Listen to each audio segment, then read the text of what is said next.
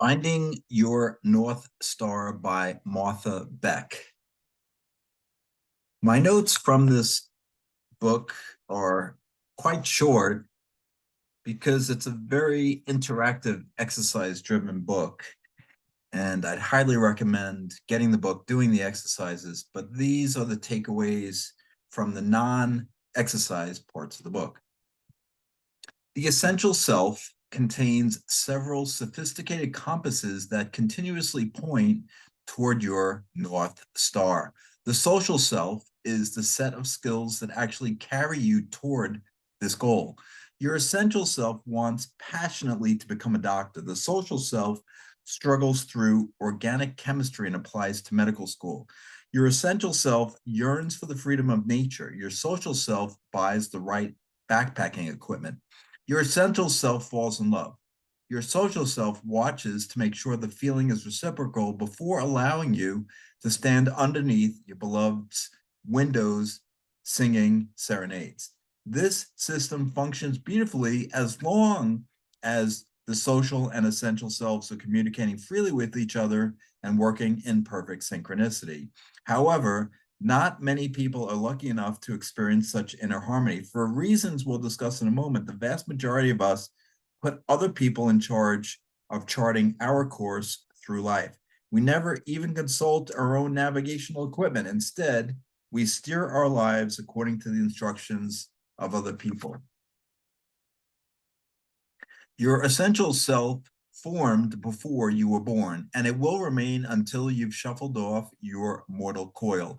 It's the personality you got from your genes, your characteristic desires, preferences, emotional reactions, and involuntary physiological responses bound together by an overall sense of identity. It would be the same whether you'd been raised in France, China, or Brazil by beggars or millionaires.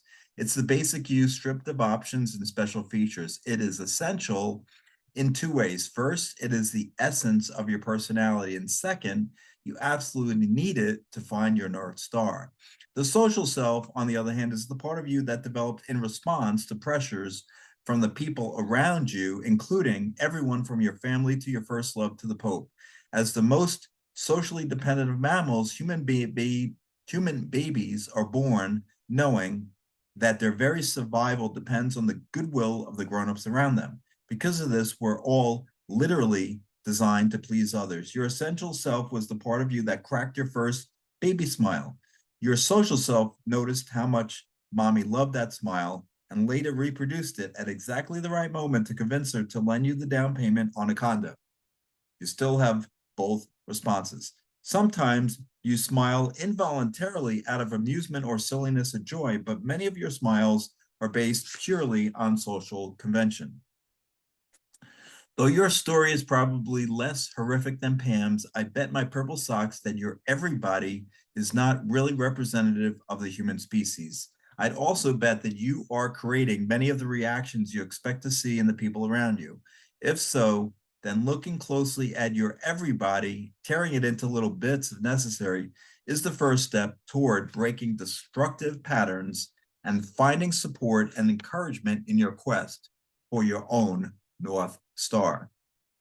The self-perception exercise. Please note whether you believe or disbelieve each of the following statements. 1, I'm a natural-born winner. Always was, always will be. 2, the world is full of people who would love to be my friends. 3, I'll always have plenty of money. 4, I deserve a life full of joy and fulfillment. 5, I'm physically beautiful and I always will be. 6, I can be wildly successful at my chosen career. 7, I have an amazingly capable brain. 8, I'm perfectly lovable exactly as I am. 9, I'm highly creative by nature. And 10, my dreams are in the process of coming true. I believe that all 10 of these statements can and should be true for every single person on this planet. So I'll be blunt.